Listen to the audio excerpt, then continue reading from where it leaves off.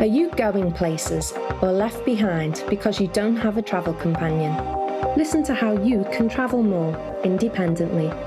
Dr. Travel Best will bring you the best answers, tips, and hear mistakes so you can benefit.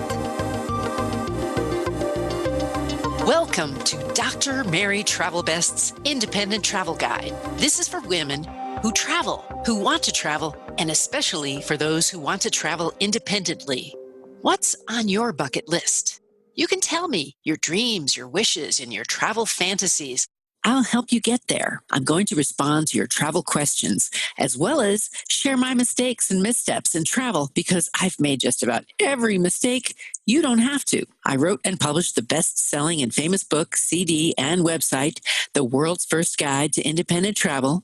And since 1993, I've been running a marketing business, raising 4 children with my husband, and been a university professor while traveling. My travel experiences are helpful to others like you, so I want to share them so you make your trip the very best, like travel best.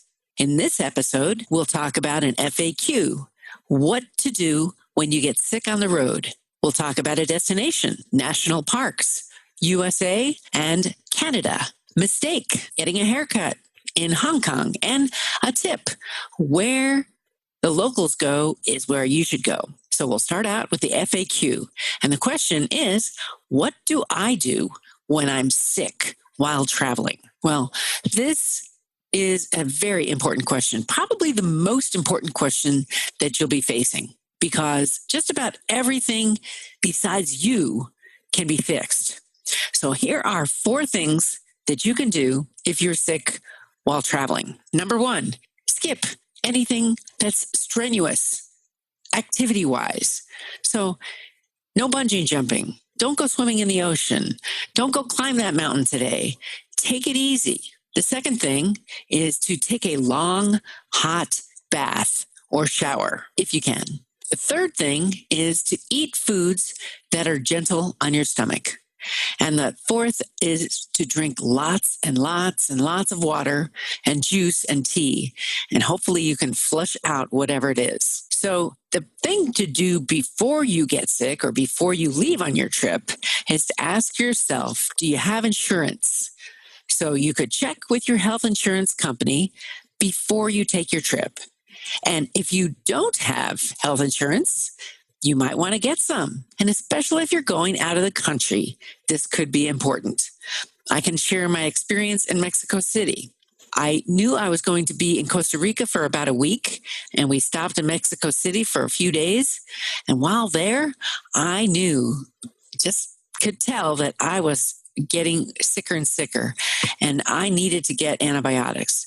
I do have a service called Teledoc, and I tried to use that. But unfortunately, you can't use that outside of the United States. I didn't know that. So I did find a doctor. I got a cab, went to see this doctor, and got the prescription for antibiotics. I went to the pharmacist, and then I had the prescription filled and paid for it. So that was an experience that I don't wish on anybody, because if you're really feeling miserable, as I was, you just don't even enjoy yourself. You just want to get it over with. And fortunately, I was better within about 24 hours, and the rest of my trip turned out to be excellent. But I also had another experience when I was in Taipei a couple of months ago, and I had food poisoning. And with that, you just have to wait it out. I was sick for one entire night, and it was the seafood, it was the shellfish that I ate in a very nice restaurant. So I just had to take care of my body, just take it easy, take lots of hot showers, very easy foods, and then lots and lots of liquids. So I hope you have that same experience. I want to talk about a destination. Let's talk about national parks. So why do you want to go to a national park? It's because they have the treasures. That's where our nation's heritage is from. That's why our country, whatever the country it is you're in, your national park is going to be very special to you. And I'm from America. I'm from the USA. And I find that I love America so much more after visiting a national park. One of my favorite national parks is Yosemite. I was engaged on a mountain, Half Dome, in Yosemite, so always has a special meaning for me. In 2018, our family had a national park trip. And we started out in San Diego and went to Bryce Canyon and Zion National Parks in Utah. And from there, we went north to first to Yellowstone and stayed a while there, and then Glacier National Park, and then continued upward through Canada all the way to Banff and Jasper.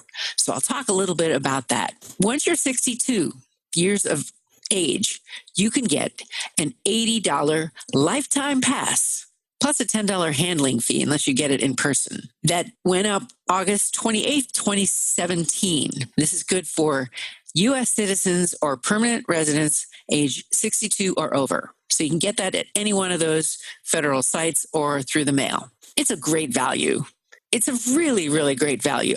I am so excited to share that with you. But if you don't have a lifetime pass, there are some free days. For example, in 2019, you can get entrance only for free on Martin Luther King Jr. Day, on the first day of National Park Week, on the National Park Service Anniversary, National Public Lands Day, which happens to be Saturday, September 28th, and on Veterans Day. So those 5 days, you can enter the parks. Anybody can for free. Now, there's also an America the Beautiful 2019 annual pass that costs $80, and that's per year. You can get 3 adults in, and children under 16 are admitted for free as well. There's also a America the Beautiful Access Pass for those with permanent disabilities. And again, that's free. In Canada, you can also get an annual pass. And we did that. We bought that right at the gate. It can save you a lot of time in line, too. We probably saved an hour just in the line after we bought it in Banff, because when we kept going, we went up to Jasper and several other national parks, too. The Canadian Rockies are really quite an experience. So I mentioned we went to Glacier National Park, and then once you get into Canada, there's another section of Glacier National Park, which is in Canada, and that's called the Waterton Glacier. We kept going north after that and went up to Lake Louise. That resort was a bucket list place for me. Have you ever been to the Banff Springs Hotel? I just loved it. We didn't stay inside the park. We got some rooms outside. But I'll tell you, this was just such a beautiful time. It was June and the roads were great. So the Discover Pass in Canada gives you unlimited admission for a full year, and they've got over 80 parks that you can use that. So now let me tell you about a mistake. I got a haircut in Hong Kong, and I didn't speak any of the language with the person who was cutting my hair. That was a mistake. Usually, I've always been able to talk to the person cutting my hair. And in this case, I just took a risk. So I don't really recommend that. This person in Hong Kong cut it really short, so short that I kind of looked like a man. And to back that up, I went to a hotel where they had a pool and I didn't have a bathing suit. And they said, sure, we can give you a bathing suit. And they gave me a man's bathing suit, not a woman's. So that wasn't a very good experience. So that was my mistake. Maybe you shouldn't have gotten a haircut in Hong Kong, although it all grew out. Some travel advice. So Dr. Travel Best wants you to go off the beaten path. I want you to go where the locals go. Now, how do you find where the locals go? Well, you might find a bar, a cafe, a library, or a church, and find out, what do the local people do in their daily lives? You know, once you're traveling, you don't always need to visit all the touristy places just to say you're there. Of course, you can go to them. Nothing wrong with that. But consider, what are your personal needs? What do you really want to see? And what are your interests? And follow them. And that's what's so great about independent travel. You can take a city bus. You can take a subway. And I've done this in almost every country I've been to. I've always been able to get back to where I started. So that's how you can avoid getting lost. You basically retrace your steps. And again, ask the locals. They really want to talk to you for the most part. So I really want to bring meaning to your travel. Thanks for sharing this edition of the World's First Guide to Independent Travel with Dr. Mary Travel Best, and share it with your girlfriends. If you want to know more, just search for Dr. Mary Travel Best, and you'll find me on the web, social media, and in audio formats. Helping women travel best is my goal. So please send me your travel questions so I can help you and help others too. I'm looking for you to travel best. So go ahead and let me know what's on your bucket list. What's on your travel bucket list? Tell the doctor and her team of women who travel the world seeking the very best. Dr. Travel Best, that is.